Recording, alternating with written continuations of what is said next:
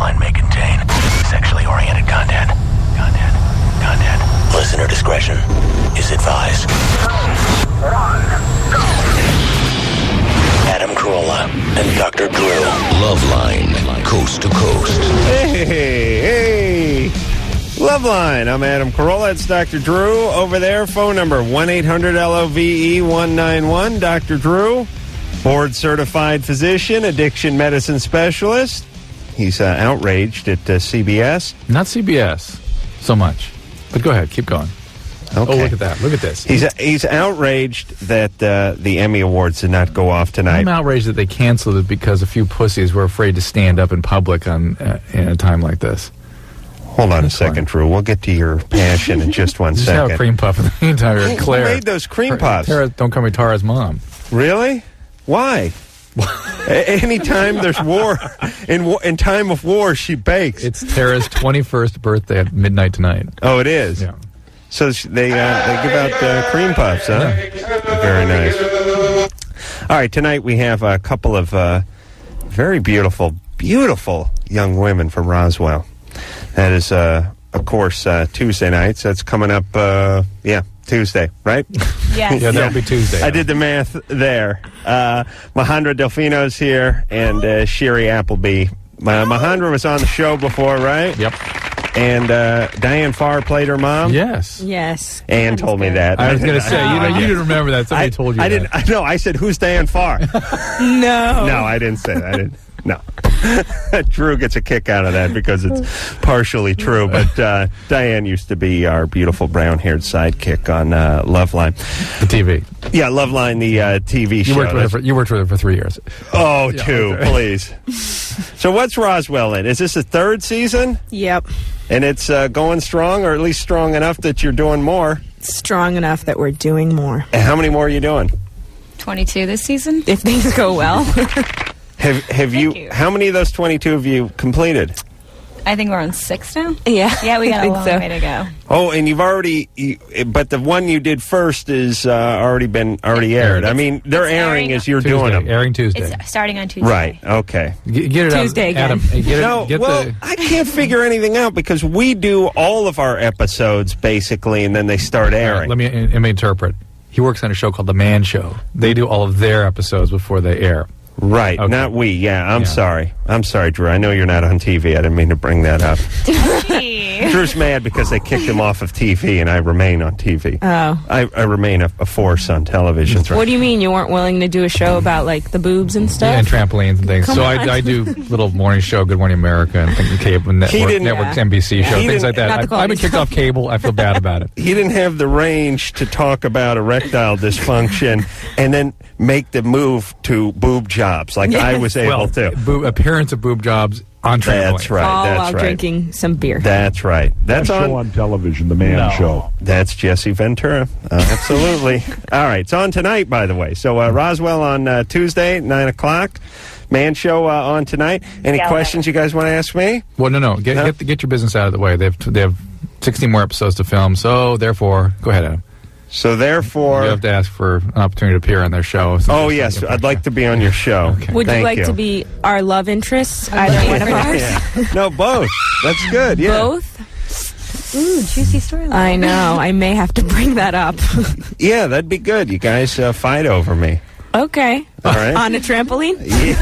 Yeah. Okay. You know, The Man Show. I love that. All right, yeah. See if you can weave me in. I'd like to do some legitimate acting. All right, I'm on it. And I got more range than people give me credit for, right, Drew? True. All right. The world is your oyster. Listen to this. I mean, because that's all the world is. Right. Now listen to this. Seriously. Listen to this. Watch this. Drew, can you act this way, man? It's like, I don't even know you. Man. Oh, don't. You screwed my man up. But you guys get the idea with that I don't even know you stuff, right? Yeah. All right. Okay. We got They are it. very impressed. Do you want to talk about the world situation for a second? Oh, yeah, let's do that. Because some gay porn in the late 70s. Yeah. Well, go ahead.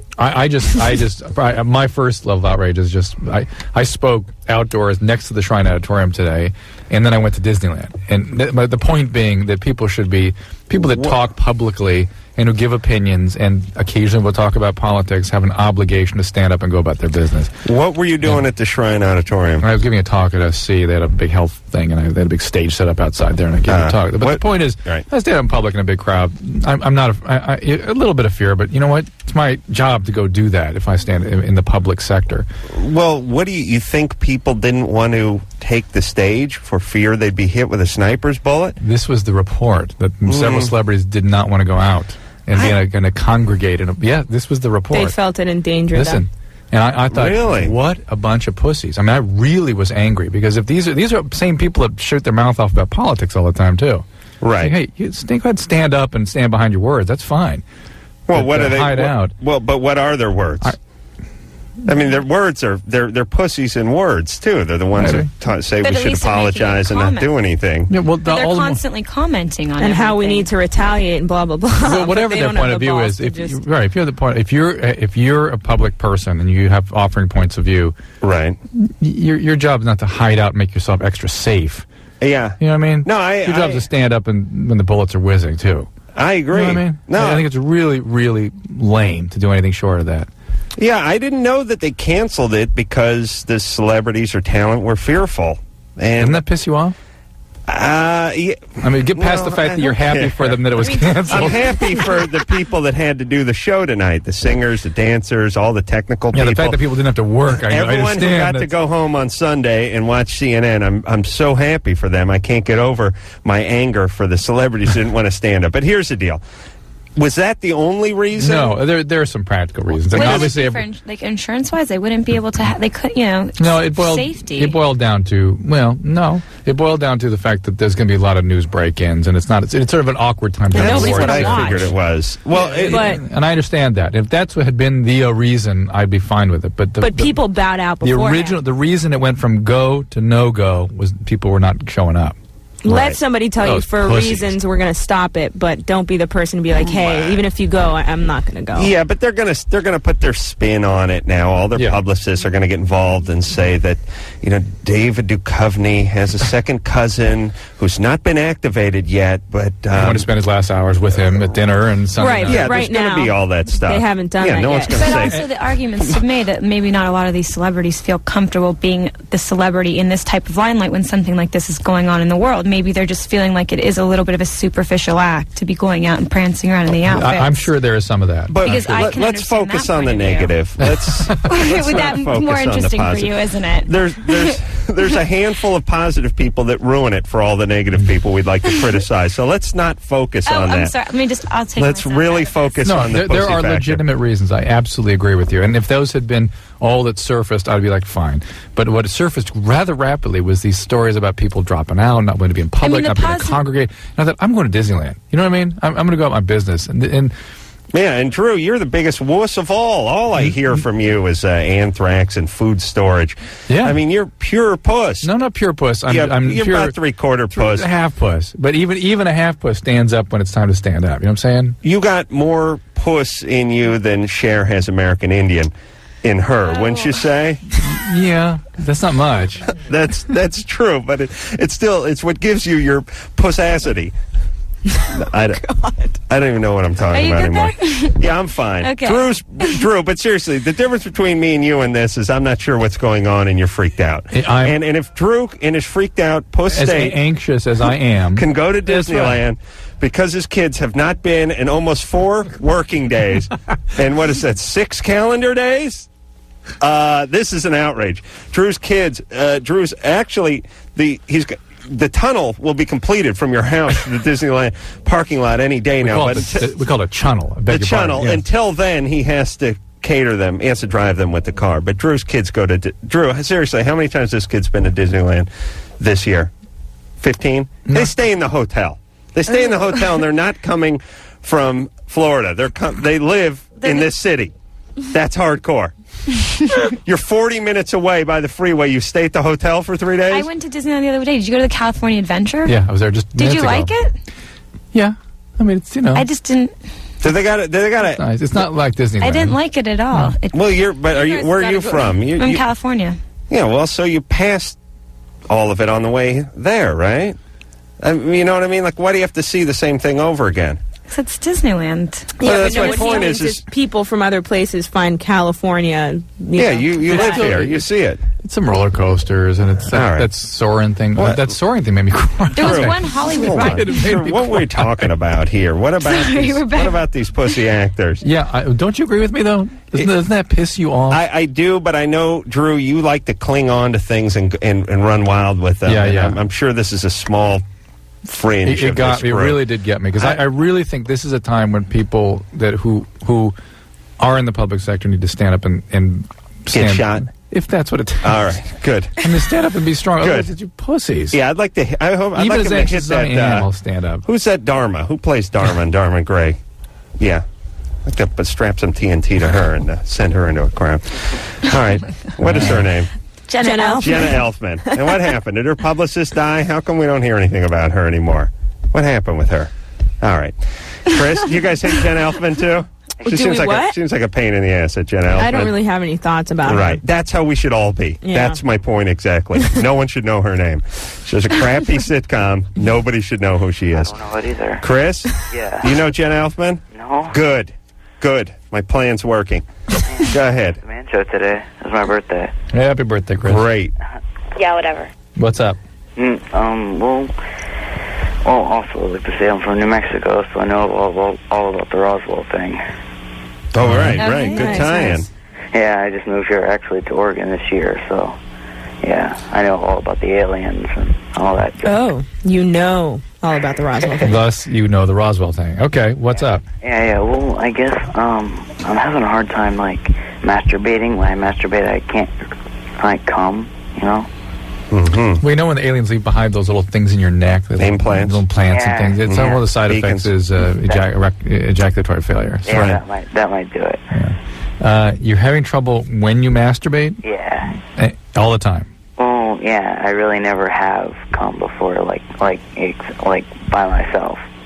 By yourself? Yeah, like in a wet dream I'll have it, but like by myself. All right. Hey, you're 15. It's not ready to go yet. Yeah, sometimes the sort of system isn't charged up yet. Are you on a medication? No, nothing. But I mean, I can feel it. And I talked to my friend about it. He says, "Well, just kind of like use your fingers and kind of like push it up." And you'll figure it out. Listen, let Adam tell you his story. Come on. No. Yes. No. Not in this time of tragedy, Drew. Right. I can. Please. I made a pledge not to talk about masturbation for 18 minutes. All right, so I'll talk about it. Adam was Chris's It's so humiliating in front of these beautiful women. Oh, please. All right. Now we watch the man show. Now they want to know. This is reality, though. And so he's 16, and Adam still hasn't produced yet. And one of his friends found that out and became outraged, and handed him an electric toothbrush. Those vibrate a little bit. The handle does. Well, the old ones. Told them to hold. Yeah, they used to go back. Before all this newfangled ultrasound and everything. They told him to hold that against his penis and go in the bathroom and don't come out until something comes out of you. Yeah. And that's what he did. That's how he produced his first specimen. Thank you. I thought it was going to be bad. It was kind of humiliating if you just picture me at 16 with like a big zit and a nappy hair and sitting on the toilet. Then all you'd have to say is me at 16. With electric toothbrush on my genitalia. I mean, that's somewhat humiliating. Yeah. Wouldn't you say? Yeah, but it's bad, right? They were okay with it, Adam, until you really painted it. I know. I'm like, God, you're right. About every 15 minutes, my buddy Chris banging on her. What's going on? How's it going? The pressure not helping. It was going good till you banged on the door. Yeah. I was a late bloomer, not like Drew, you know. Drew started at 9 and a half. So, Scott, 9? no, Jeez. please. Scott? Scott's 29. Scott, are you there? All right. Why do we bother talking to anybody? Mike, is there any chicks? Oh, you want to talk to Jennifer? Jennifer? Yeah? You're 19? Yes, I am. What's up? First off, let me just say hi to everybody there, Dr. Drew and Adam and everybody there. I'm calling from New York, and just wanted to let everybody know everything in New York is fine. Good. Are you in Manhattan? Or are you? No, I'm from the Bronx. In the Bronx. Yeah. It must still. When I did hear about these people staying home, I thought, boy, the ones from New York, I could understand you'd still feel pretty vulnerable. I mean, you're still trying to get over the shock of the whole incident. Oh, yeah, definitely. Every time I hear a car alarm, like, I fall jumping. I bet. But I've been traveling to Manhattan, and to me, actually, it seems like everything's still almost the same. Like, everybody's starting to go out, going to Broadway shows and everything. But, everybody's still a little jumping once in a while. But anyway, let me tell you my deal. I've been going on with my boyfriend for 4 years, and lately we've been having kind of problems, and I haven't seen him for about a week, and I've been consoling with my best friend. He's also a guy. I've also been with him for like maybe 5 or 6 years. I think you already lost me. Huh? State that again. Going out with her boyfriend. For how long? For 4 years? Yeah. And then there was another friend? Yeah, just my best friend. Your girlfriend? No, a guy. Guy friend. 6 years she's been friends with him, right? Okay, but not romantically involved? No. All right, got it. She's getting to that. Okay, here we go. And, he's been consoling me and everything about all the stuff that we've been going through. What have you been going through? We've just been, me and my boyfriend been arguing and stuff like that. Mm-hmm. And, and he's been, and my boyfriend's been arguing also with his parents. And, he's just going through a rough time now. Why? Why he's been arguing with his parents? What makes this time rough for him? He's been arguing. Well, he's had sort of an anger problem since he was younger. His father left him and everything, and he just had that anger with him, since then. And, like, his parents are going, they're just all right, true. Like regular parents. All right, that's fine. Adam, you never get an answer. Right. His parents are older than him, and, Yeah. All right, so 8 minutes later, where are you? All right, where are you? What's happening now? You know what? Listen, asking someone who calls this goddamn show a question like that is like asking some old miner by the side of the road, how do I get to the fill-in station? You go right, and then you stop. And then where are you after you make the 4 rights? You're standing exactly where you were, except for it took the guy 10 minutes to explain it to you. That is this show in a nutshell. Do not talk to the people who call this show. All right. Jennifer? Bottom line is, yes. He has a bad temper, okay? Like, anything will get him pissed off. Right. And you've been with this guy since you were, like, 15? Exactly. All right. That sounds like enough. I've heard enough. Break up. Well, you shouldn't stick with the same guy you've been with since the 10th grade. 10th all grade? the way through. Especially if he's aggressive. 9th grade. Anger problems? Yeah. No good. All right. And again, it's this age-old problem that people your age have, which is you don't know when a relationship's over, and worse yet, you don't know how to end it, even if you did know it was over. And something that should have ended in 2 weeks can easily go on 2 years. All right. So that's enough. And you like this guy who's consoling you? I like him, but I haven't felt those kind of feelings for him. He's feeling those feelings for me, but... Yeah, that's why he's being nice to you. Yeah, but she's got a thing, too, no doubt, with an abusive dad or something. I don't know. What? No. Yes. Oh, No, let's watch. Well, she's thinking of breaking up with the guy. Is your dad a jackass? Do you want to break up with him? No, I don't want to break up Why with not? him. Why not? Yeah, why not? But wait, is he violent? No, he's not violent with me. Like, he'll get a temper and he'll just walk away because he doesn't want anything. But why are you staying with him? What are you getting from him that you're staying with him for all this? Well, it's not like he's been like that for the whole 4 years. That's the thing. Me and his parents are trying to get him some help and everything. That's the thing. You're 19. Well, let's find out about her dad. What about your dad? I don't even know. I never met my dad. There you go. That's usual in the Bronx, though. But that's what creates... Did you know him when you were a little kid? No. Never knew him? No. Did you have a stepfather or anything like that? No. Did you have any male figures around growing up? No, only my older brothers, but that's about it. Okay, but again, when you've been abandoned by dad, it makes you cling towards abandoning kinds of figures, and the abandonment can be an emotional experience, not necessarily a physical abandonment. Just him being emotionally abandoning is something that sort of digs you in deeper. You have to break that. Well, look, I'm not dating the guy, but when I hear anger management issues and I hear about 19 and you have no kids, and Can't make you it's not feel like good about you're living yourself. with the guy and you got a mortgage and 4 kids and you got to fight to keep this thing going and you run a business together. When I hear about anger management, you've been with the guy for 4 years and you're 19, just call to life with this guy. Go off to college somewhere, meet some new guy. She's going to find another... She's got a nice guy, but it doesn't create romantic feelings because attraction for her is triggered by these abandoning figures. So. Yeah. And the poor sap is trying to Oh, he's totally into her. Put the pieces together. And his strategy is, this guy's such an a-hole. I'll be extra nice. I'll be extra sugary, saccharine nice. Yeah. And that'll win her over to me. And the reality is, that's the reason why she ain't into you. Yeah. She'd like to be the kind of person who's into the wussy guy, like Drew over here, but not. Like Drew. And I make fun of Drew, but he's a passionate man when it comes to the ladies. Passionate. He's got enough passion for the both of you, and some still for me. Oh. Yeah. I'll save some for you, honey. Just a handful. That's all I need. Scott? Party for everyone. I use it for lube.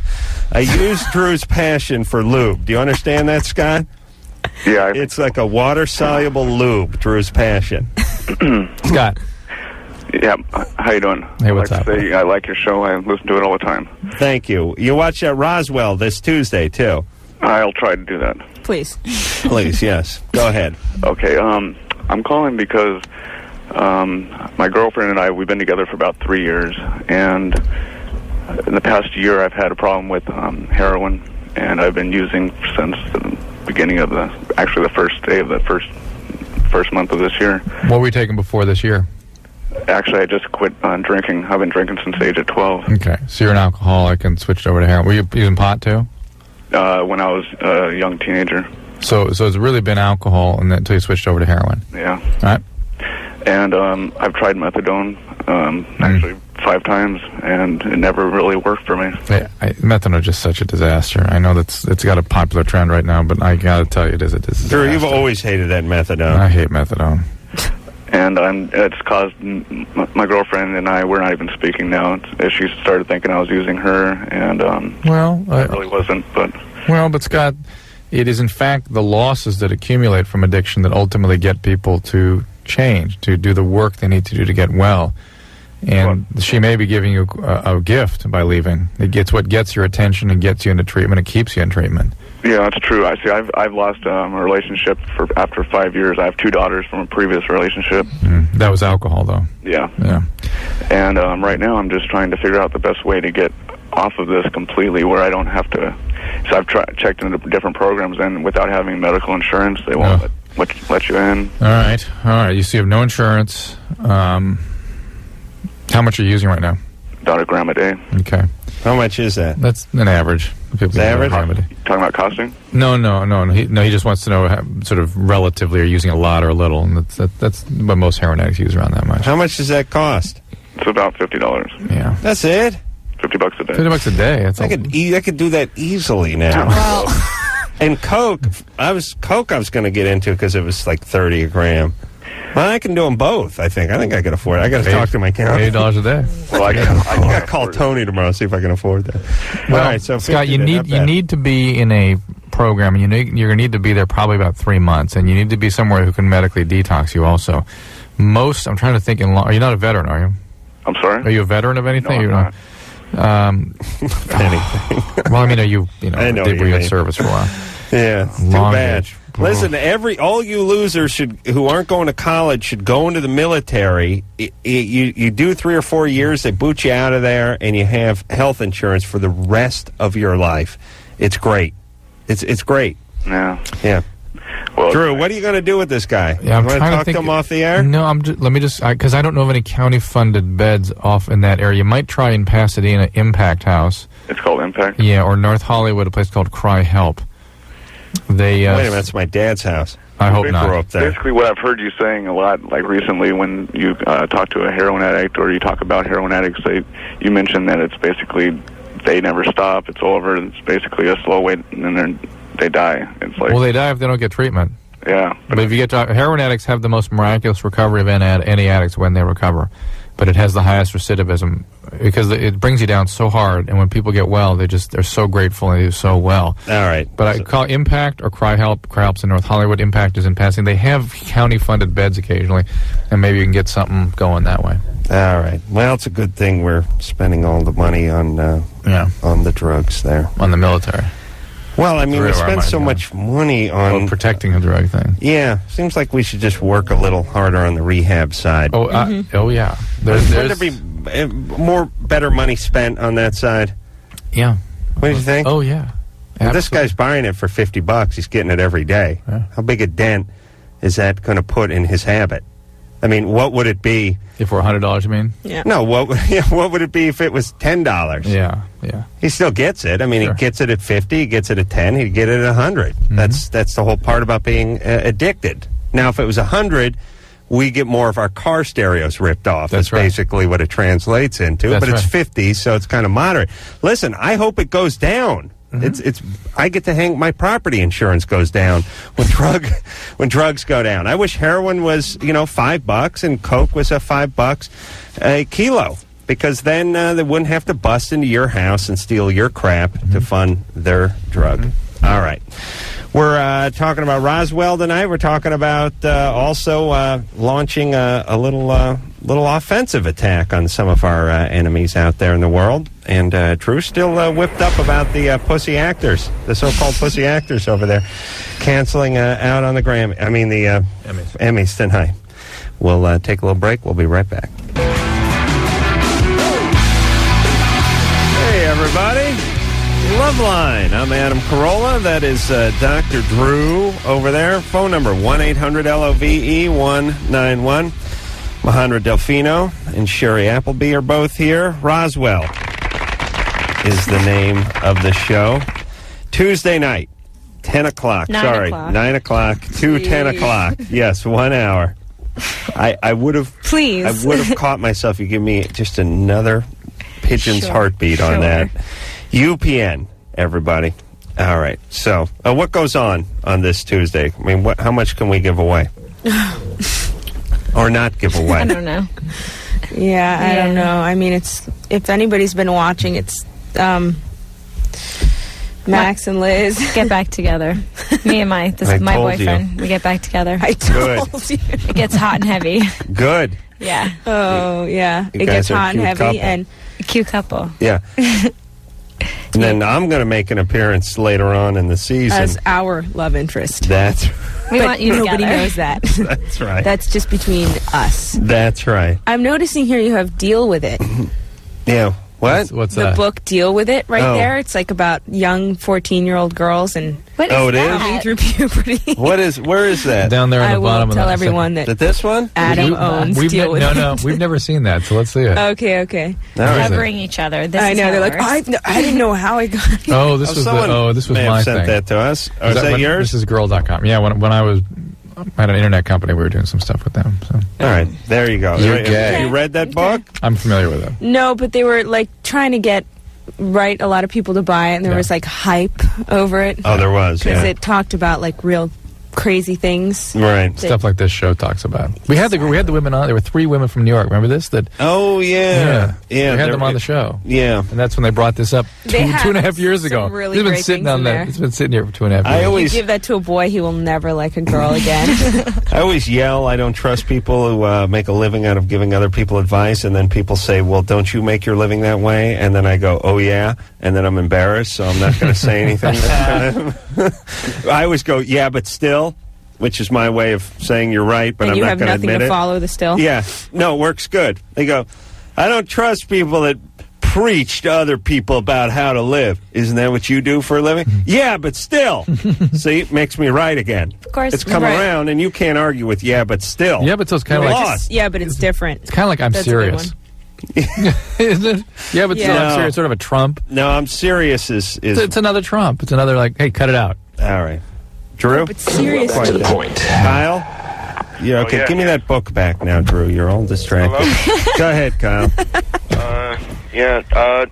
Well, first of all, I want to say, Adam, your intelligence is stunning compared to Dr. Drew. Thank you. Yeah. Yes, but still. The girls from Roswell, just hot. Oh, thank you. Yeah. True. Al was right. Drew, and your passion is so amazing. But I'll get to the point. It's like a lubricant. What's left over is used as a lubricant. That's right. To quote Adam, that's right. Yeah, I'm a Astro guy. Anyway, my girlfriend, after every time she has her period, she gets a yeast infection. And her mom, every time. And her mom has the same thing, but her mom, I guess it was linked to diabetes, I think. Is her mom a diabetic? Yeah, I'm pretty sure that's what she told me. Well, that's a sort of classic cause of recurrent yeast infections. Yeah, and well, she said she has no symptoms of diabetes. Yeah. So, what did you talk to your mom about this? Just because that'd be a good uncomfortable conversation. No, I don't know. Maxi pad or tampon? Which are you, Mrs. Connors? OB. OB. You want me to have a look-see? You know, they say the apple don't fall too far from the tree, so I've seen it already, so you know what I'm saying? Kyle, recurrent yeast infections are terribly common, okay? Are they? Very common. Are you having sex with your girlfriend? Well, it depends on how long it lasts, The yeast infection lasts, yeah, you mean? how long it lasts. Wait, let me ask the question again. Are you sexually active with your girlfriend? Yes. Yeah. I understand what the yeast had anything to do with it. Well, sometimes he's got to wait for the smoke to clear before he can enter the building. I actually heard that you can actually get a yeast infection in your mouth. Oh, sure. That's a common thing. But listen, don't worry, Kyle, you're not going to get that transmitted from her vagina to your mouth. That's not going to happen. Really? I think I got on my Pepe once. Oral thrush is from, yes, but... It's true. I thought I did. Oral thrush is from alterations in your immune system, like taking antibiotic, having AIDS, this sort of thing. Even sometimes the antidepressant medicines, things like that. But it's probably, Kyle, just that you may be introducing it. You can harbor it, or even just having a penis can, introduce stuff and change the environment in there. So it is important that she make sure she's not diabetic, make sure she doesn't have polycystic ovarian disease, which could predispose her to diabetes, make sure she's getting proper nutrition, and then realize that you could be sending something into her, and she may just have a very sensitive environment there that just having sex causes it. All right, let's talk to Jade, who's 16. Jade? Yeah, hi. Hey. I was just asking, I wanted to ask Roswell, how is it like working on like a sci-fi show? Because your character development is kind of different from just a normal on Earth kind of show. Well, we sort of take the situations and just sort of take the point of what we're learning and then apply that to the real emotions that you would feel at that age, and that's how you sort of make it feel normal. So when you're using a line like, one day you're going to get in a spaceship and leave me, you have to substitute it with a whole other emotion. Yeah, one day you're going to get a different girlfriend and I'm going to be single again. Get in your ranchero and drive off. Yeah, it's one of these days, exactly. Hey, Jade? Yeah. You interested in acting? Yeah, actually, kind of. That's really cool. Yeah, I love that show. It's awesome. Thank you. And also for Dr. Drew, I had a question. Mm-hmm. I've kind of been verbally and emotionally abused for a long time. You'll be a fine actress. By your parents? Great actress. My parents always put me down and stuff because of a traditional background because we're Indian. Indian from India. Mm-hmm. Okay. Oh, really? Did they do a lot? That culture does a lot of putting down? Oh yeah. They're tough on their kids sometimes. They are? Yeah. They want to excel in school and stuff? No, I just do that for myself. They're more you have to follow the religion and da-da-da. It's just I can't, technically I'm not supposed to shave my legs and not supposed to wear shorts. It just kind of gets out of hand, Now, are they abusive with this, or are they intrude upon you? And not that there's a huge difference, but you understand what I'm saying? Yeah, the difference? It's everything I do is not good enough for her, and she controls me, Okay, so it's it's controlling, and then never good enough. Yeah. Okay. Believe me, that's a kind of abuse, but it's a real specific kind. Yeah, and it's just it's totally I was it's how you get an eating disorder, basically. Oh, really? Did you ever have an eating disorder? No. I was suicidally depressed 2 years ago and stuff. Okay. Oh. And now she wants me to stay in California for college. I'm a senior in high school. And you want to get out of here? I need to get out. That's good. That's good impulse. Yeah, smart. But you're not going to Bangladesh, right? You're going to Humboldt, right? No, I was thinking East Coast, hopefully University of Penn is what I'm aiming. Good for you. Yeah, you want to get out from underneath that the curry curtain, as I like to call it, with the. Well, try to convince them that it's more of an educational move than I'm dying to leave the house move. They won't take it, so. Oh, but you're 16, you're senior, huh? Yeah. Did you skip a grade? Yeah. Yeah, so you're good. And you can get into Penn with that 16, huh? Jesus Christ. I don't know, because that's my question was that I'm thinking of taking, deferring enrollment for a year because I won't be 18 until 2003, and they could technically, quote, pull me out of college because she would do something like that. Oof. So you can get legally emancipated. Is that too strong? It's so hard, It's pretty hard to do that. You have to be able to prove a lot of stuff. So what's the question? Yeah, well, I was just wondering, because, I'm just thinking, it's going to be weird. It's going to be really bad for her, because, I don't know. She can go insane sometimes. I don't want to hurt her, but at the same time, I'm going to hurt myself if I stay here, you know? So, yeah. I don't know. I just want, like, an adult opinion, because all my friends are like, yeah, just go for it. But, how about your dad? Is he weigh in here? Just as bad as her. Sometimes worse. Oh, really? Yeah. Any older brothers or family members? No, they're just as bad. Like, my dad, like, can go over the edge with some of the stuff he says. Well, here's what it sounds like. All I can tell is that you seem like you are assessing reality on reality's terms and attempting to make very good, mature decisions. You're not impulsive. You're not hysterical. You're trying to plan properly and do it in a way that actually gets you to where you want to be. Definitely. I'm getting money and everything. Yeah, and you're willing to wait it out, which I can't give you it. I can't tell you what the best strategy is. You're going to have to decide that. It sounds like you're heading down the path of deferring and then going when you can and be free and clear. Sounds like the smart way to go. Okay. Sounds like you're playing it very, very smart and very, very appropriate. All right. It's sad. Jane, it's sad. I'm sorry your parents are horrible, but you're fine, and you'll be fine. Thank you. And the further you get away from them, the more insane you'll know them to be. And then later on, you'll do what I do. You'll take pity on them and lease them cars. Well, they must have. That's what I do with my family. Now, I was lease angry. Cars for them. Now I take pity on my family. You lease cars for them, don't you? Yeah, lease them for them. Yeah, lease them cars. Well, at least I'm something. You offer them a car for lease. No, I pay for them. Yes, yeah. I just had a discussion about my dad about he's a car salesman on the side. What he could be looking forward to in another 6 months when his lease comes up on his Q45. What are you going to do for him? I told him to start looking for a new car. Yeah, that you'd pay up. Of course, doesn't everyone buy their parents' cars? That's nice. I got a deadbeat family. Was he ecstatic and euphoric and give you great praise and thanks? No, of course not. Of course not. He was happy in his own way. Yeah, he was. I just paid for his goddamn Philadelphia trip. Oof. Yeah, that's nice. It's not bad. My parents, they're not bad parents. They're not bad people. They're don't want to be parents, overjoyed because then that makes them look kind of. Yeah, they're low key folks. You know, they're like a certain animal. You couldn't expect a sloth to jump up and down and act like a spider monkey, could you? I read an article about a guy whose father gave him a bill for his upbringing at the age of 20. Yeah, gave him a $2 million bill and said, "Here it is." Yeah, my dad hit me with that too. What? Well, it's $112. Oh, I mean, I was able to pay that per year now. Quite easily. Times 20. No, really. I swear. All right. We're going to take ourselves a little break. We're talking about Roswell tonight, Tuesday nights. UPN, 9 o'clock, everybody. The big premiere coming up in 2 days. Thank you. Thank you very much. We'll take a little break. We'll come back with Sarah's 15 after this.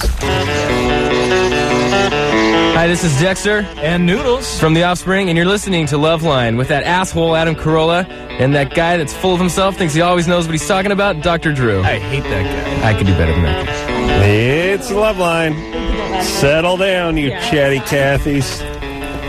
Girls really whip it up as soon as those mics heat up.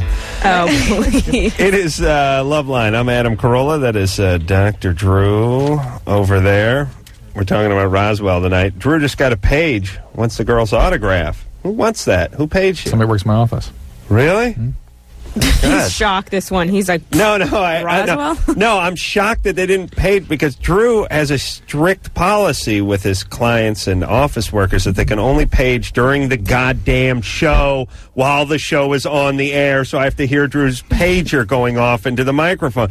So I'm shocked. They must have mistimed it. It was probably about 30 or 45 seconds off. The bumper was on. Yeah, the bumper was. The intro was on when the people went off. Yeah. So whoever paged Drew, I got to say you're about 40 seconds early. We did not hear the pager going off on the air.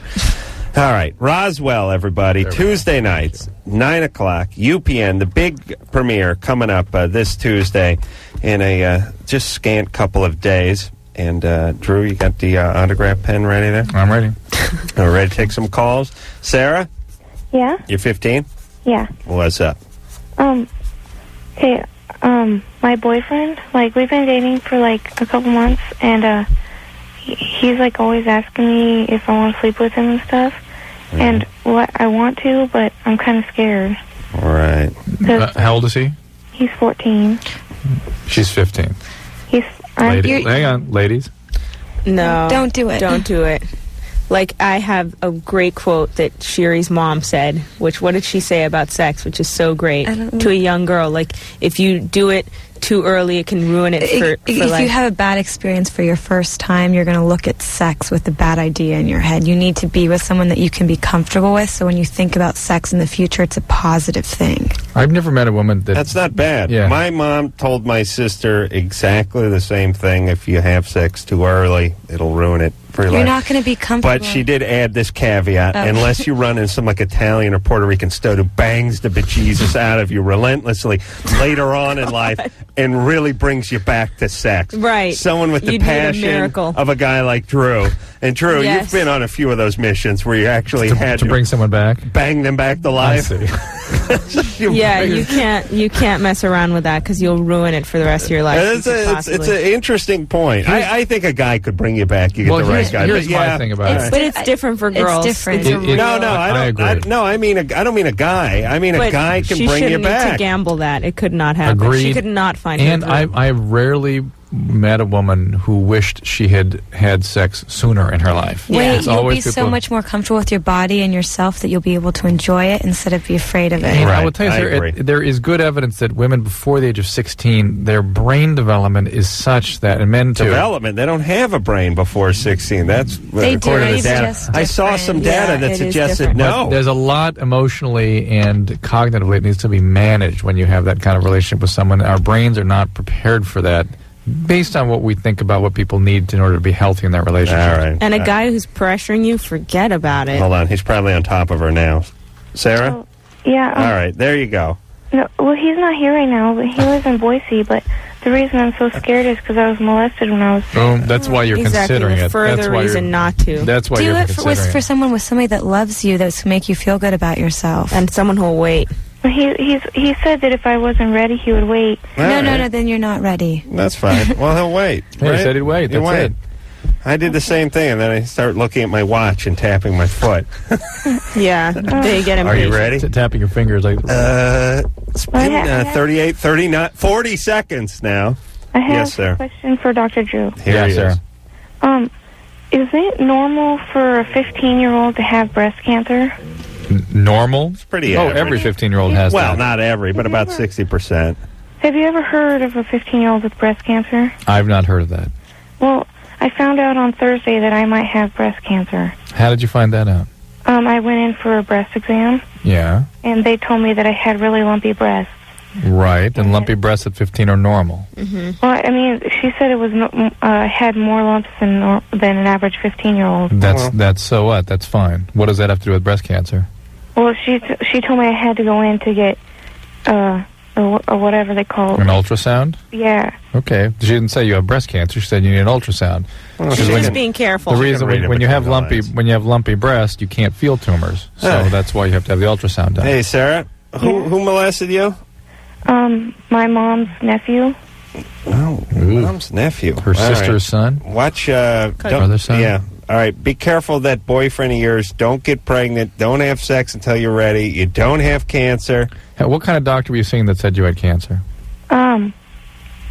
It was just... Nobody said she had cancer. I know. That's what I got. What kind of doctor? It was at a walk-in clinic. Yeah. Okay. You don't have cancer. Just go and get the ultrasound, and the lumpy breasts are normal at 15. Even very lumpy breasts. What's a walk-in clinic? You just going off the street? Just wait in line? You've had your breasts examined. You like that stuff, though. I have sensitive nipples. I'm not ashamed of that, ladies. FYI, sensitive nipples. It's not. She's freaked out too about that. It's not like I lick my own finger and rub them while I masturbate. Although I'm not. God, that's it's happened. It happened once when oh my God!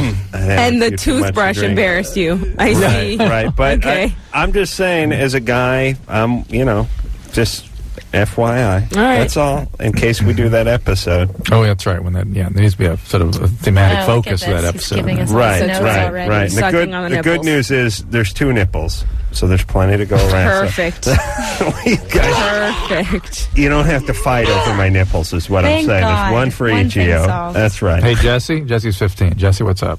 I want to know what Adam Carolla's masturbation rate is. Listen, please, hold on. That's true. I don't need to talk anymore about my personal life. Especially how much he hates me. Yeah, it's really humiliating. It's time for break anyway. It is. No. Yes, it is. No. Drew Yes, masturbated to Thomas the Tank Engine once. It's true. When his kids were younger. Mike? Yeah. At 29? Yeah, thanks for taking my call. Sure, you smoke weed every day? Well, sure. Yeah, and I'm on Effexor, 150 milligrams, and they prescribed lithium. Right. And I'm taking 300 milligrams. Well, the prescription was to take 300 twice a day. Okay, Adam, you want me to... You're one of these smart guys who's just, like, effed up at the same time, right? I'm dumb, a man. No, you got, like, a high IQ, but you just got one of those low life IQ things, right? I'm just basically a low life, I guess. No, you're smart, but you can't get laid, right? That makes him a low life. I do okay. But you do? Yeah. Okay. What do you do for a living? Long-time girlfriend type person. Perpetual student and business, or not business, but I work in a cube. That's what you're picking up on. Right. Okay. Hold on, Mike. Hold on. Now, I got that high IQ, but low volume in his life. I mean, in terms low of social skill. No, I just can't get a is what you're saying. I'm not so sure of the S word. Yeah, speaking of S, on radio, it's not a word we typically use. Yeah, but like toothbrush to the balls is all right. Yes, it is, matter of fact. Interesting. That's the insanity of the rules here. And hold on, how dare you? It was on my penis. Oh, I'm sorry. How dare you insinuate I put electric toothbrush on my testicles? Ow. I take that back. I'm sorry. We'll talk You're about not this. forgiven. Hey, the show's begun. Thank you. Yeah, it's Loveline. I'm Adam Carolla. That is Dr. Drew over there. Phone number 1-800-LOVE-191. Majandra Delfino and Shiri Appleby are both here from Roswell. Tuesday night, 9 o'clock, everybody. UPN, the big premiere, is coming up this Tuesday. Do not miss it. It's going to be great. It's going to be awesome. I say better than great. Yeah. Are you going to watch, Adam? I will. How many times have you seen Well, it's on when we're on the air here. So he'll TiVo it. And he's got to research, I'll TiVo. for your big part. Oh, yeah, that's right. Where I play the... Come on now. The man is obsessed with his own nipple pleasure. You'll have to instruct your production, your casting people that he doesn't do casting calls. No? No tryouts. Well, of course I not. don't audition, no. No, the part is offered out. Right. We've already given it to you here. That's what I'm saying. I don't audition, and it's served me well. I've done He nothing. totally gets like legal on us. It's like they swore. It was as good as a handshake. Yeah. You know, it was, I had a funny experience. I don't think I told it. Did I tell you about this? A Friday, I was supposed to have some, oh, no, that was Thursday. I had a meeting for some movie that was going to be an audition. No, I didn't hear about this. You know the great part about not auditioning in this town is it freaks people out. Why they don't really you want you to audition. Because they all know who he is. No, I just Come on. No, I don't. Not because I have an attitude. Although it is because I have an attitude, though. No, that's true. But what? Well, here's why I don't audition. Because I'm busy enough. I don't really want to work. You don't? No. So I work enough. Okay. That's the way I look at it. Okay. I make enough money. I'm interested in many other things that have nothing to do with showbiz. And as it is, I don't have enough time for that stuff. So then why even go to the general meetings? Why not just... I don't. He doesn't go. I never go anywhere. No, I don't. But once in a while, they'll go, this is not an audition. This is a meeting. The producers really want to meet you. They're big fans. And they're like, now I'm not going to be a colossal prick and go, tell them to F themselves. Right. I'll go in and meet with someone who wants to meet. I don't want to I'm not good at auditioning. I'm not going to get the part. Lines and start reading. Right. And then if I did get the part, I couldn't do it anyway, probably, because of whatever schedule happens to be. So I was actually... If you tell somebody you don't want to do an audition, then they get crazy and they have to have you there. They have to have a meeting. And I drove all the way out to this god-awful Santa Monica, and then about 10 minutes away, I got a phone call that said, it's not a meeting. It's now an audition. Turn around. Don't go in. I have my people are so freaked out, so I actually just turned around and went home. And Drew wanted to know why I wasn't outraged about that, I think, when I talked to you on Thursday. Didn't you say that? Can I ask a question? We didn't talk about this. If you're on your way to the place and you're willing to go, why wouldn't you just audition? That's a good point. Like, if you are like trying to act or he's not. But he's not. I understand. I mean, I understand that he's not trying to act, but if he's but I understand in that it's field, like, why not just do it? It's an inconvenience, though. It's not a bad. You make a decent point. He has very low self-esteem, right? And to sit in front of a group of people and do anything is extremely uncomfortable. But if he's going to like film a movie, that's in front of a camera. There's just a camera. I wasn't. It's a done deal, though. It's a done deal. Those aren't real people. I wasn't going to do the movie anyway, so that was the problem. He can't set himself. You see how low his self-esteem is? See, that's right. It's like they don't want me anyway. Exactly. So therefore, I can't do it. Even though they may probably want it. Weird that he chose his career profession though. No, this whole general thing. Comedy is his career. They all think that when they're comedians. Right? No, listen, I chose this career because it pays so much better. But so would that movie you auditioned than any other gig. I mean, when I was a carpenter, my best year was like $30,000. I mean, this just pays, and the thing that's interesting about this career, and then we'll take some calls because we don't want to go too far on this, but people look at this career, show business, as it has to be a big emotional scene. And for me, it's like, okay, you got one gig that pays $30,000 a year and you bust your ass, and then you got another gig that pays, I don't know, $1 million, $2 million, $3 million, whatever a year, where you can have a house and you can drive some nice cars and you can do what you want.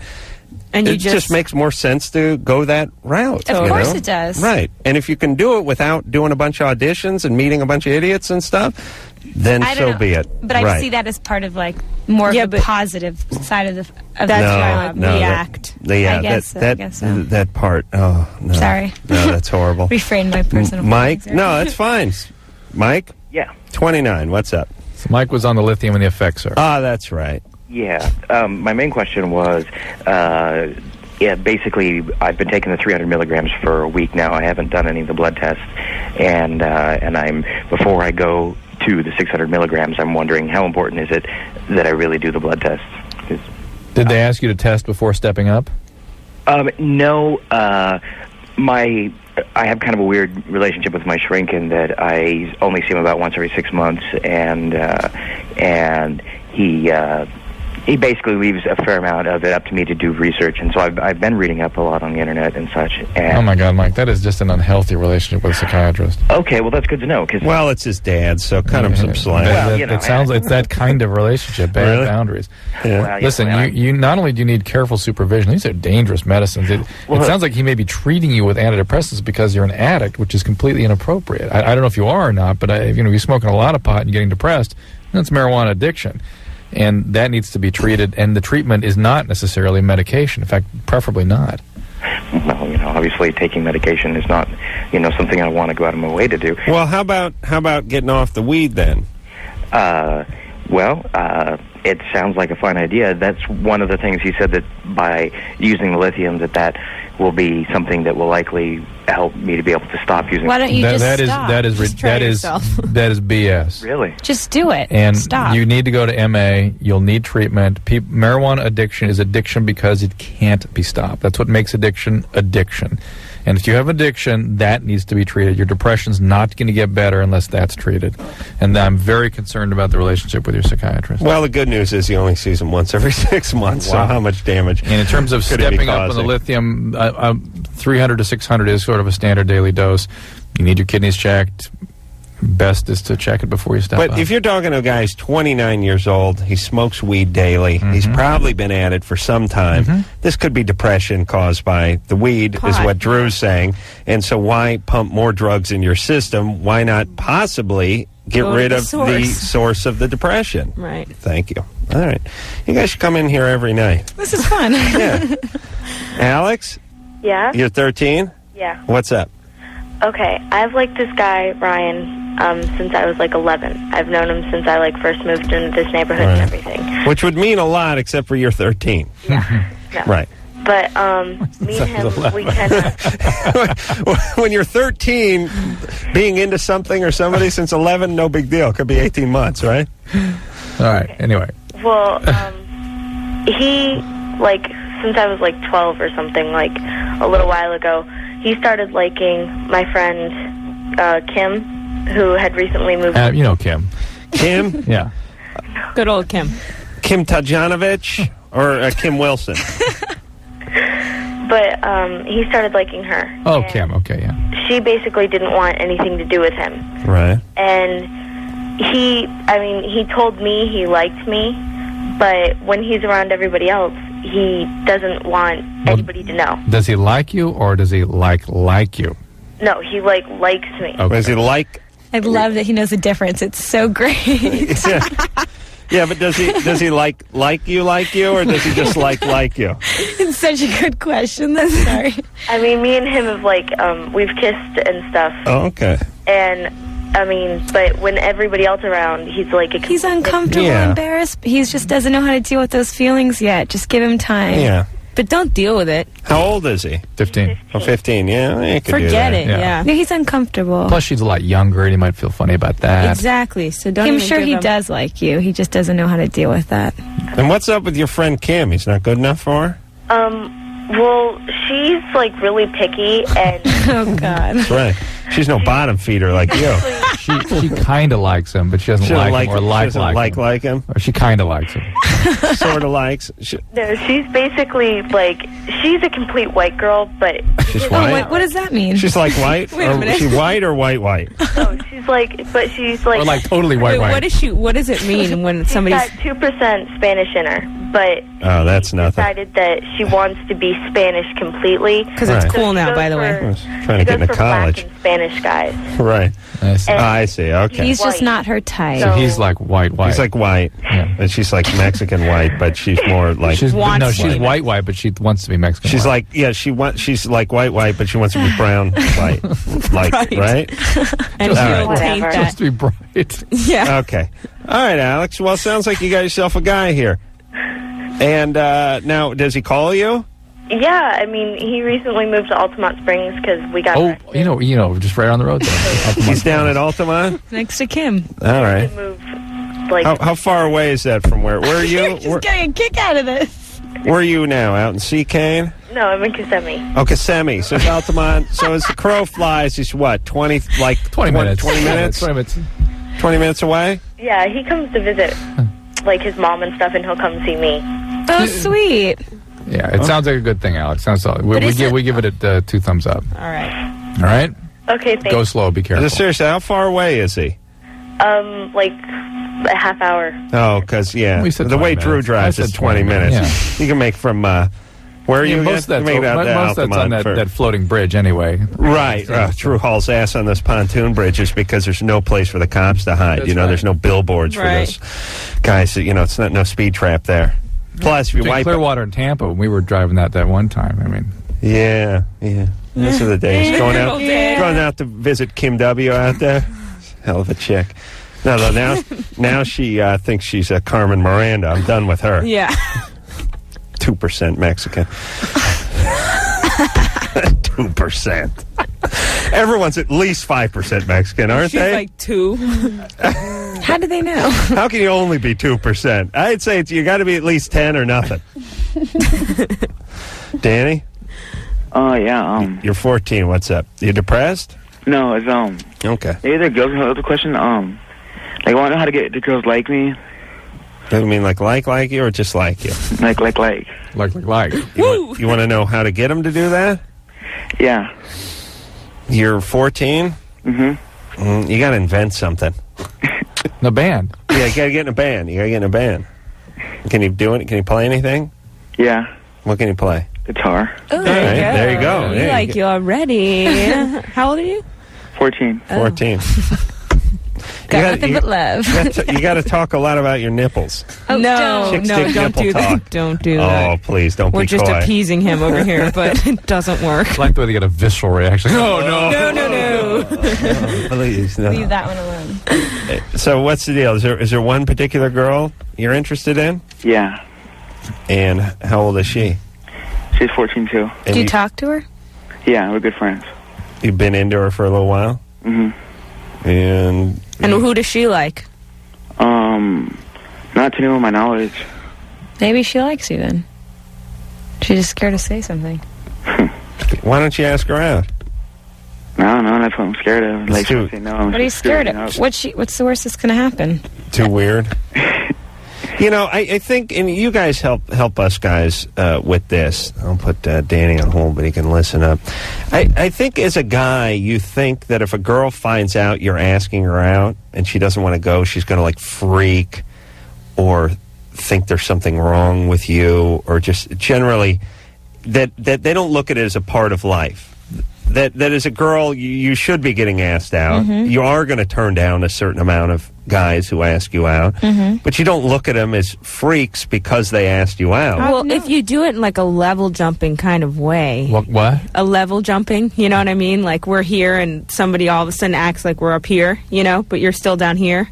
Right. Like if I were to propose to you right now and be totally serious just because we spent these like 5 minutes together, you know, level jumping, nobody signed. No, I know what you're saying. Number jumping, right? Like our number. No, she's talking about if I said, how about we go out? Oh, I see, too fast. How about we go out for lunch, and then you agree to go out to lunch with me, and then I pull out a ring. Yeah. You go, Exactly. you know, now that we're going steady, I want you to wear this. Yeah, or like they just read into everything that they think they're at that point with you. That could be really scary. I think the delusional thing. When the guys take it a little too far in their head, that's when it makes you feel uncomfortable as a girl. But girls, you're used to, if they're your friends, there's obviously something about them that you like. You're willing to go out. But the problem with guys is by the time they're building up the nerve to ask you out, they're already like in love. Yeah, they've it's concocted this thing in their head, right? Swingers, when he's like having the whole conversation with the answering machine. Yes. Right. He'll do that sometimes. And then that is a bug out. Right, because chicks get weird when there's too much energy, which is there should be but a a guy would get so weird if I did that to you and was not like, if he wanted to bang you. Oh no. No, they freak. Not if they wanted to have sex with you. It'd be it's cool. But You no, understand not something? in a nagging like You understand baby. No. You know, you'd freak. Come on. No. Boys do. They freak. No, look. Here's how guys. They do. Here's guys freak. Well, they've done it. Well, guys will freak down the road.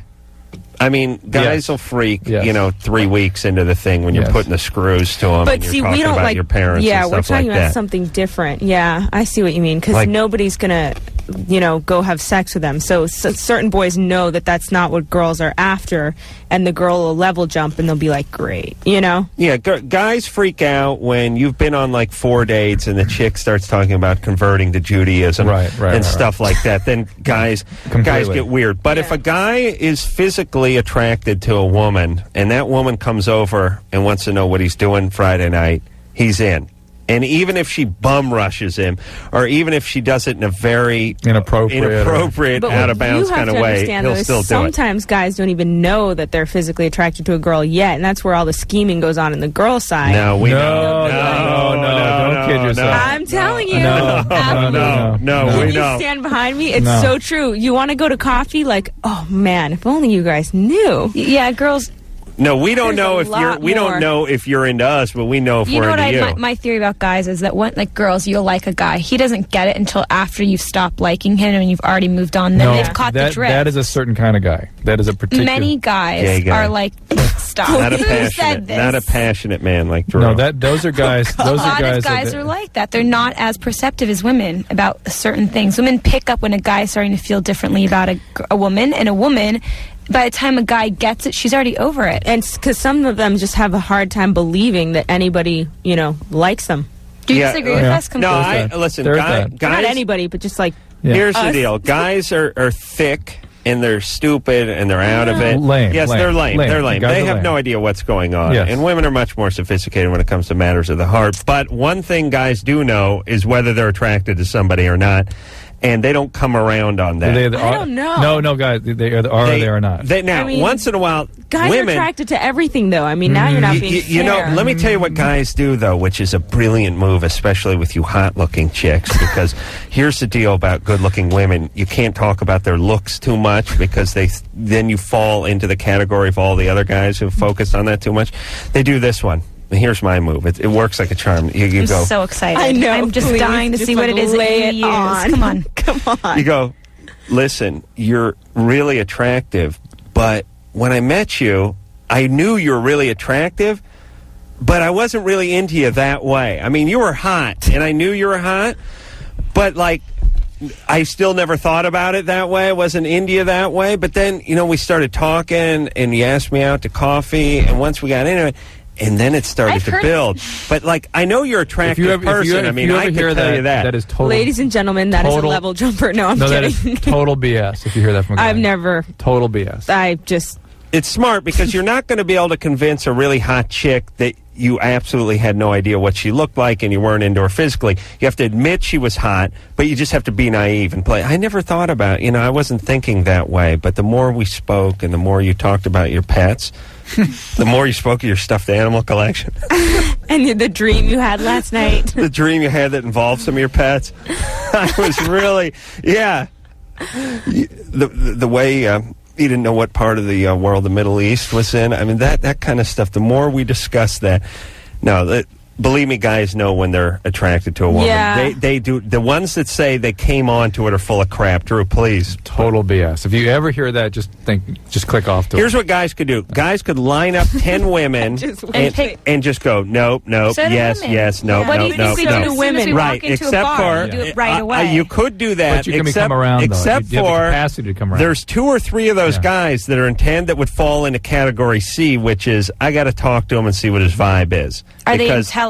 Yes. Right. For men, we don't have a category C. It's just A and B. Would want to get in her pants, wouldn't want to get in her pants. Say, for Drew, it's all category A. Blessed with getting everyone's pants. Emotionally intelligent men, but I know so many that have much higher criteria than that.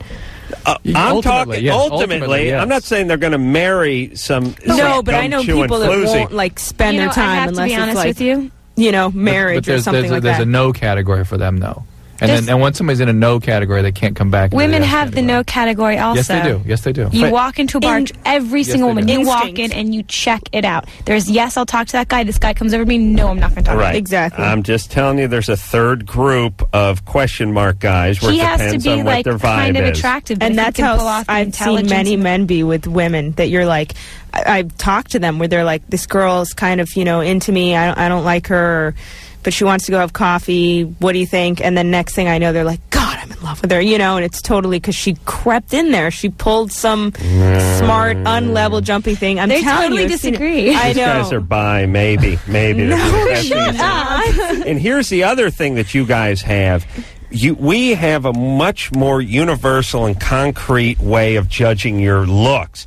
Whereas you women, there's some short, bald guy you think is really sexy. Like where you go, well, he's not... Yeah, you're like fake blonde hair, perfect. He's not traditionally... Right, thank you. He's not traditionally... We have a system, that's right. We all adhere to it. But you go like, he's not traditionally handsome, but he's sexy. There's something I like about him. We all know these guys. They make me sick, by the way. But so as guys, we don't know where we stand. Because... an attractive woman, you guys are both very attractive, and if a guy, and if you took an average young man, they would all be attracted to you. Now, they wouldn't all say you were a 10. Some might say you're a 9. Some might say you're an 8. Others might say you're a 10. But they'd be in the general vicinity. Oh my right? God! With guys, you're all over the map. All over the map.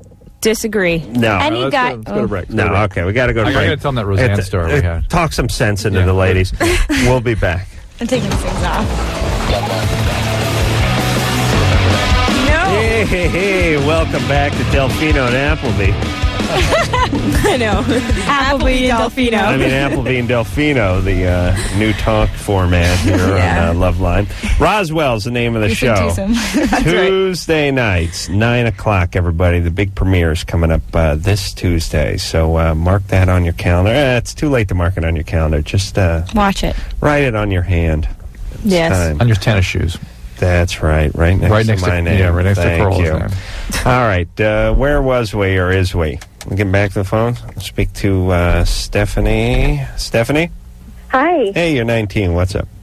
I live in Roswell, New Mexico, actually. And I just wanted to know if you all had to go down to Roswell to see the town, or did you get anything specific? Did you get to see, like, the landing site or anything like that? No. We've never been. Why not? It's so embarrassing. We have no excuse, no reason. We're just lazy people who have never been to Roswell, New Mexico. Well, how would you even done get to no Roswell? Research. I mean, is there a plane? Is there an airport nearby? Oh, you can't get anywhere near Area 51, though. Right. I mean, so what? You're going to go eat at some burger stand with a big plastic But ET it's like on our front? job to do like the research and at least contribute. But go on the web. Let me tell you, this is why they call it acting. Let me give you guys a little speech. Here we go. Here's our lesson about our profession. There's nothing I find more pathetic than when they start talking about these actors and they go like, well, Nick Cage, his character didn't drink in this movie, so he stopped drinking. And Nick used to tilt a few. Like, and it's it was so 4 heroic. months without drinking. And it's like, look, if the guy slammed heroin, would you then have to start slamming heroin? And by the way, it's acting, everybody. You get to act. I mean, you get to act like somebody, act, and then you get to go home and get back to your drinking. If you're gay, you don't got to blow guys as soon as you get off the set because your character is gay in the movie. And by the same token, if your character doesn't drink, you don't have to stop drinking. That's why they call it acting. If we had to come home and be our characters, we'd be like suicidal at this point because we are so different. And the inconsistencies and all of that. It's just not. That being said, there's no excuse for you two not getting out to Roswell. No excuse. Thank you very whatsoever. much. So much better. That being said, no excuse. Landon? Yeah, hey. Hey. I'd just like to say I'm a long-time listener, first-time caller. Great. Yeah, and also that I love Roswell, and Hunter and Shiri are like my favorite actresses on the show. Thank you. Yeah, it's a great show. I watch it every week. Thanks. And my question is that I've been friends with this girl for about a month now. We met like right before high school started on the internet. I was talking with her and everything. You met her in a chat room, or? No, it was just kind of a profile thing, whatever. But we like talked, and we both go to the same school, and we just met last Monday of last week, and she was like pretty and everything. I kind of liked her and everything, so I was just I was going to ask her to homecoming, which is in 3 weeks, but then just on Friday she asked out this guy and he said yes. Oops. And they had this really like great date Saturday. I was wondering if there was still a chance for me. Oh, you mean that's bad. You're friends with her, so she told you about the date? Yeah, she told me all about it in an email. Oh, and he was... Wait, she told you in an email? Well, yeah, because we mostly talk online, but yeah, we met. You don't talk on the phone? Well, yeah, we talk on the phone. We talk at school, too. All right, Landon, here's the bad news. You guys stop me if I'm wrong, but he's in friend zone. She wouldn't have told you and made it clear what a great guy he was and what a great date she had. Well, no, it wasn't like that. Like, it was a conversation that she had already had with a friend, and I just asked her, like, for the information on the date, because she was going to tell me anyways. So it was just... Oh, okay. So it was just her conversation with... Hold on. This is the ramblings of a crazy teenager. Yes. A male. We are so delusional at 15. Yes, men. What do you think it is? Well, look, if you're interested in a guy... You don't ask another guy to the prom and then tell this guy and make it real abundantly clear that you met a great guy. Yeah, like had she not asked him out and then gone on the date and like bragged about it, maybe she was trying to get him jealous. Right. But the fact that she asked him out prior. No, right. No way. Yeah. No, right. And not only that, she didn't specifically sort of wag this in his face. She kind of came up in conversation. Right. And not even slowly broke it. It was broken to him as you would a friend in matter-of-fact discussion. And then he now goes into the delusional 15-year-old male spin. He's got to spin it out now. He's got to spin it. It wasn't like she made it very clear. There we go. See? Got to spin it out. She's going... Wow. I wish I knew that then. She's going to homecoming with the guy she had the great date with, well, right? She said that she didn't know yet. She didn't know if, like, he would ask her. She said she wasn't even thinking about homecoming yet until at least 2 weeks before it. Didn't you say that she asked him? Yeah, she asked him out, and he for a said date. yeah. Just for a date. Oh, for a date. She didn't ask him to homecoming. No, she asked him out just on a date. And they had a great date. Why didn't she ask you out on a date? I don't know. All right. Well, that's what you got to focus on. Just think about that. We had only just pretty much met Monday. And how long had she known the other guy she asked out on the date for? Since probably school started, because they have one class together. That was 3 weeks ago, mind you. Right. Okay. They have a class together. Listen, Landon. Yeah. Listen, buddy, you got scooped here. Oh, really? I mean, look, go for broke. But listen, Landon, here's the deal, and here's the deal you got to make me, all right? Okay. As you understand, I know all, and I tell all, and I have sensitive nipples. Right? As we all know. I swear to God, I am a genius when it comes to things that I should have done. Yeah. And this would have been one of them if I was your age. You ask her out on a date in no uncertain terms. Not the homecoming. Don't ask her the homecoming, and don't give her the bum rush, and don't freak her out, and don't stutter, and don't tell her it's because you've always loved her, or you know you're meant to be, or any of that stuff. You just go. I don't think I'd do that. Just go. Look.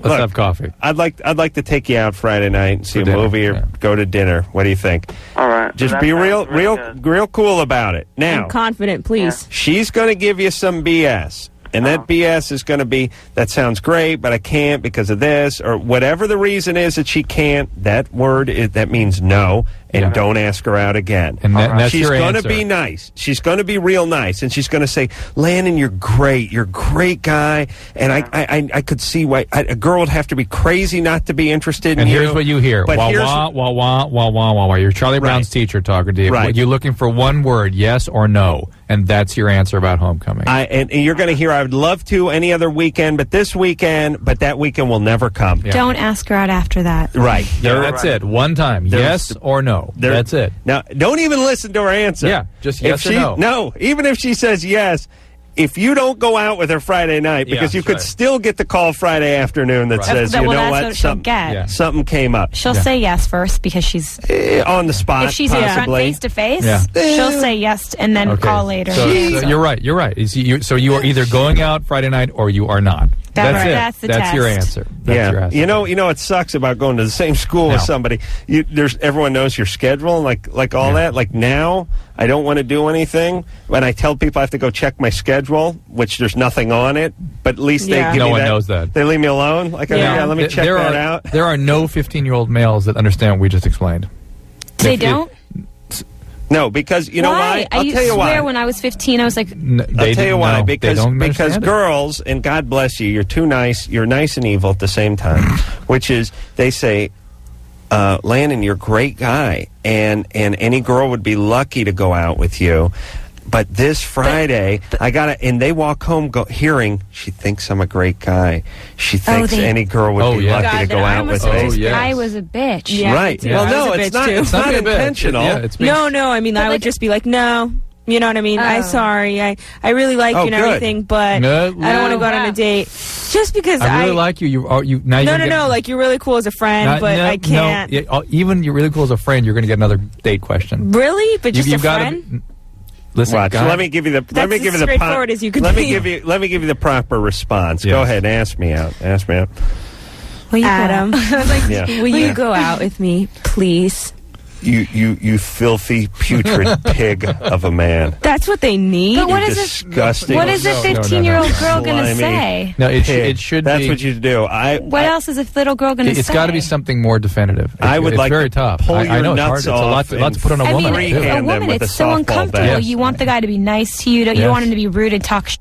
I said one of the words. I still think you should just be honest, and if that's you're cool and everything, but not enough. That's so hard, Majandra. You've got to be on the order. You've got to be, because then you can get in a really bad situation. You can be on the order of, you're cool. I think you're cool. Yeah, it's a little face saving, but we are not having that kind of relationship. You have to make that very clear. It is hard to say that. Very clear. It's good though. But it's wonderful. And then they hate you at the time, but then when you see each other again, when you're 19, yes, they do. You make them so embarrassed. Let me tell you, I never had good reactions. I never had good reactions. They'd be like, "Well, you're flat-chested anyway." That was always their reaction, So, Delfino, I love you, but it was never good until later. They'd be like, "Thanks a lot," or whatever. I'll tell you, you're both right, because there's no way you're going to look a guy right in the eye and square in the eye and tell him there's no way you guys are ever going to go out. You want to be polite. Way too tall in order for a 15-year-old girl. Too tall in order. Right. Here's what you do. You go, listen, I am lesbian. All right? And if I hear that you've told this to anybody at school, I swear to Christ, I'll make it my business to have everyone know you're gay. Even if you're not. Okay? Fine. And that's how you leave it with them. They'll save face. They'll feel better if they know you're lesbian. I'll remember that for my kids when they ask for advice. Right. Rebecca? Yeah? You're 16. Yes. What's up? My boyfriend was diagnosed yesterday with HIV, and we had sex about a month ago. And could it be transmitted to me like he tried, like I tried an HIV test, but they couldn't get like good enough results, and they said they wouldn't know for like a long time. But I just wanted to know if... No, wait a minute, Rebecca. This whole thing is not making sense. How old is your boyfriend? He's 17. How did he get HIV? I don't know. He didn't tell me. Is he an IV drug user? No. How come you didn't ask how he got HIV? Did you see any paperwork or anything? Well, I saw when I went over to his house. I saw like a paper saying he was HIV positive. No, wait a minute. What paper? What They don't paper? give you that paper. Yeah, what did that say? No, there's no such thing. I was roaming around his desk, and he said that he had a paperwork from the doctor saying he was HIV. No, there's no such thing. Well, that's what it said. I didn't know if it was true or not, or... What was the caption? I mean, how to read? Was it a lab sheet? No, he got a note from his doctor. Well, maybe he's just trying to get out of gym. I tried that. I told And everyone what I exactly had AIDS, did that note try say? to get out of gym. What exactly did that note say? It said you have been transmitted with HIV. Drew's a doctor. Was his family talking about it? Did you hear about it from an adult? Did you even ask him after that?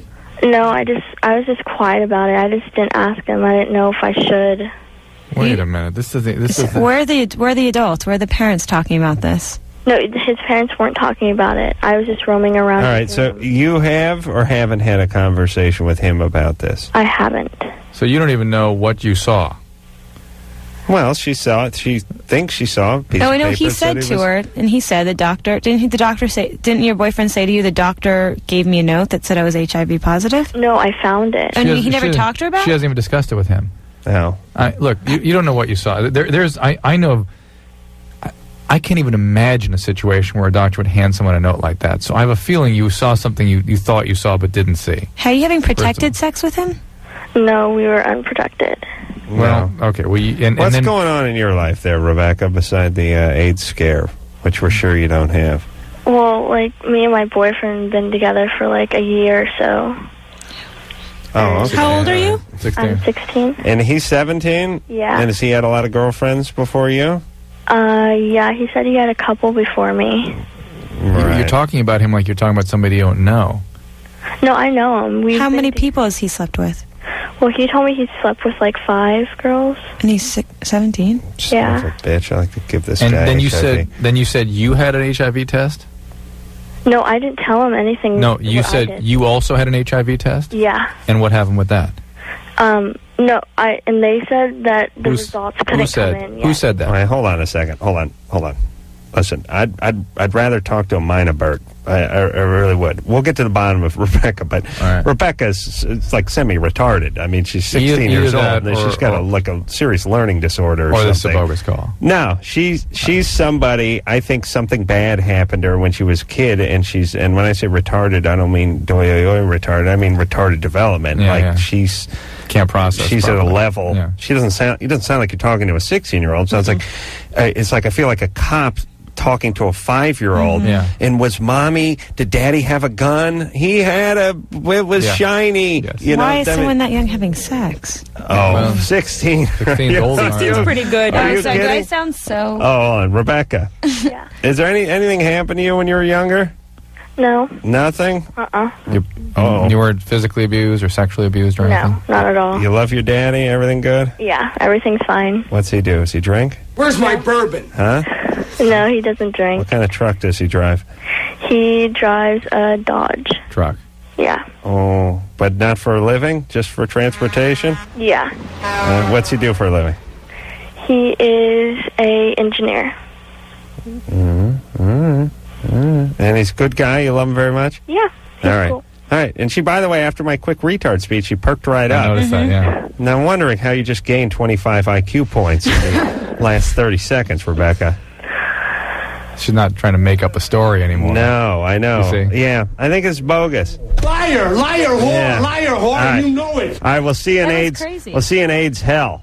Bye. All right. There we go. Oh, my God. Little bitch tried to pull one over on me. See how smart she got when I called her a She sounded retard? so scared at the beginning. She was tarting herself up, trying to sound like a screwed up. Also trying to make the story vague and difficult to follow. Right. Wow, we were just talking about that. Look at it. Hey, Rebecca, I hate to screw with you, and I know some guy put you up to this, but you've really, on this sort of wheel in the sky cosmic thing, you've given yourself like a 500% higher chance of contracting HIV. Oh, shut up. Absolutely. Absolutely you have. And you know karma. what? I'm fine with that. I'm perfectly fine with that. We'll take a little break. We'll be back. Hi, this is John Favreau, and you're listening to Loveline with Adam Carolla and Dr. Drew. Yeah. I like that. Drew hates John Favreau. I always love that. John Favreau's a nice guy that Drew can't stand.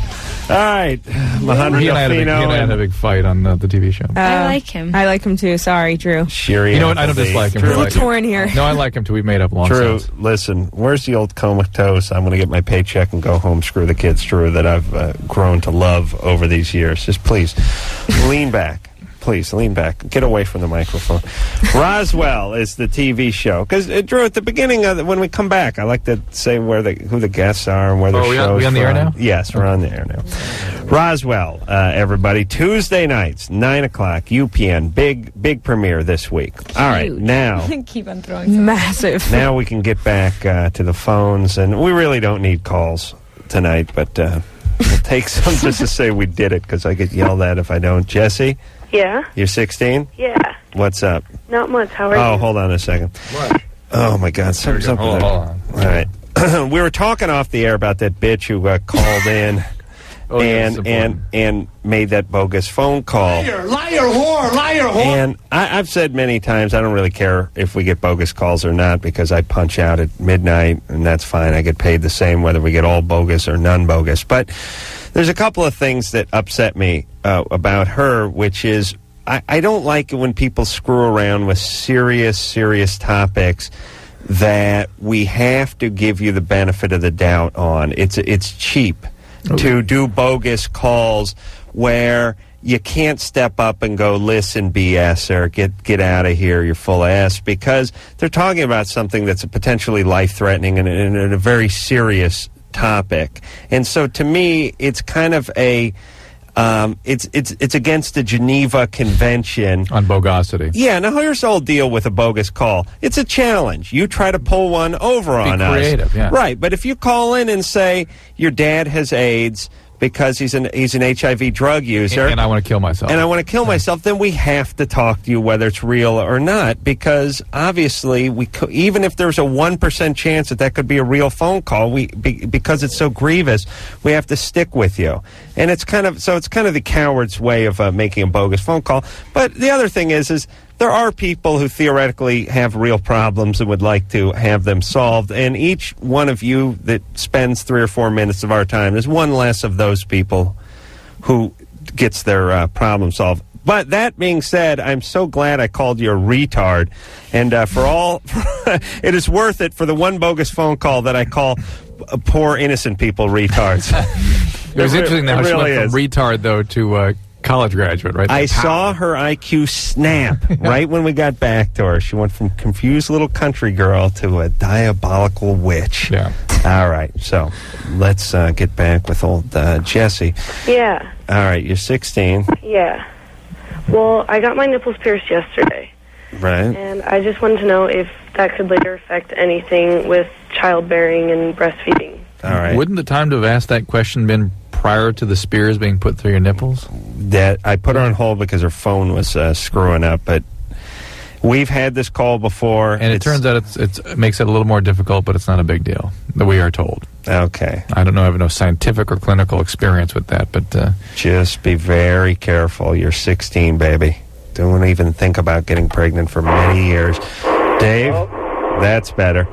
So you're vacuuming at the same time? Dave, you're 39. No, I'm hearing like an 18-wheeler or something. Yeah, this is Dave, the truck driver. All right, Dave. Hey, buddy. How you doing? You drive an 18-wheeler? Yes, sir.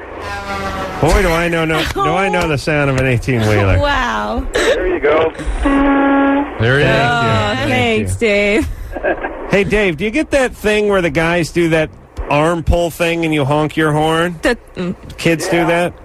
Mostly kids. Yeah, I still do that. All right, Dave, what's up? I talked to Dr. Drew and say hello, ladies, and Anderson, everybody back there. I want to say hi. Dave, what's going on? I've noticed over the last year or so, I'm starting to have some problems, erectile dysfunction going that way, and I'm wondering if it might be, since I'm in the truck sitting a lot, I'm wondering if it could be cutting off some circulation or... There actually is such a thing. It's not so much in truck drivers, but people that ride bicycles, that you can crush the pudendal nerve. And there are vibratory damage, like jackhammer operators get to the nerves in the hand, that you might be getting if your seat is really traumatically vibrating on your pelvis. Well, he has a bike seat in there. Oh, well, there you go. But he's a low esteem trucker. So it's not something you'd sort of typically jump to just by virtue of driving trucks. Are you any other medical problems? Could you be diabetic? Do you use a lot of alcohol? No, nothing like that. One thing I have noticed over the last, maybe year or so, is like when I urinate. Yeah. I think I'm done, and I shake, and I, give it a couple extra shakes, and I'll put it away and start to walk over to the sink to, wash your hands, and all of a sudden, there it comes. There's a little bit there. It's like, hey, wait a minute. All right. Well, that you do get from sitting driving a truck for a long period of time, and that is prostatic inflammation. The prostate gets bigger and doesn't work right. And indeed, that can affect your erectile function. So you might want to see a doctor called a urologist. Sometimes if they get your bladder function better, decrease some of the inflammation on the prostate, some of the erectile difficulties can settle down. So I would check that out. Let me tell you about a very alarming trend in my life. Is I've gotten off of wearing underpants. I now wear sweatpants everywhere with no underpants. Making holes in spots. And thongs. And essentially, I'm going to start going shirtless. I'm almost nude. I almost leave the house nude. Because I don't have any kind of work that requires. Let's say I don't go on auditions or anything. So right. I am. Now when I take the leak, I get the dribble of urine that is not held up by the underpants that hits the leg and goes all the way down the leg. So that's normal? Into the flip-flop now. Oh, geez, this is some serious very leakage. Very bad. Well, it's usually like one big drop that seems to find its way down to my foot. And now, is that like a normal thing? No. He's getting old. Yeah, I'm getting old. Yeah. Yeah. And what does it mean, though? Carolla. What could it mean for you? It means I got about one more night left in me, ladies. Like that's prostate what it means. problems? So, no, I'm fine. Oh, yeah. As strong as an ox. He's still pushing 40. That's you don't want a female genital tract before 30. You don't want a male's after 50. All right, we're going to take ourselves a break. I'm going to see if I can swap out my genital tract with the ladies, and we'll get back.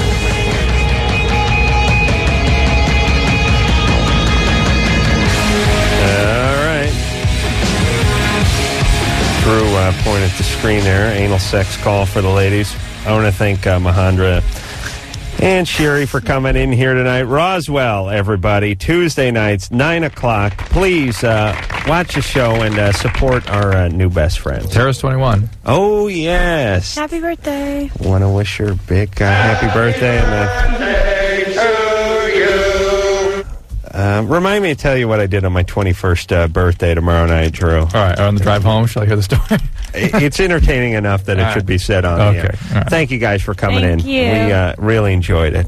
And until next time, this is Adam Carolla for Dr. Drew saying mahalo. I'm outraged that they canceled it because a few pussies were afraid to stand up in public in a time like this. What a bunch of pussies. This has been Loveline. The opinions expressed on this show are not necessarily those of the staff, management, sponsors, or this station. The producer for Loveline is Ann Wilkins-Ingold. Loveline is a presentation of Westwood One Entertainment.